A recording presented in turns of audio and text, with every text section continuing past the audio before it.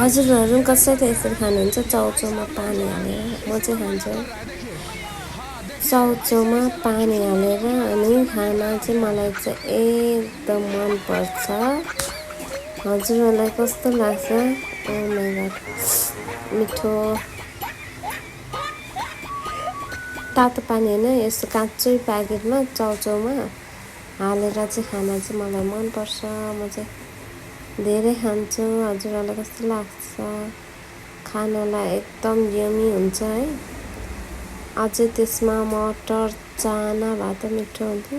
मान्छे सिर्फ खोर्सानी मात्रै मिक्स गरेर हालेर खाइरहेको छु, यस्तो मिठो हुन्छ क्या भन्नै सक्दैन।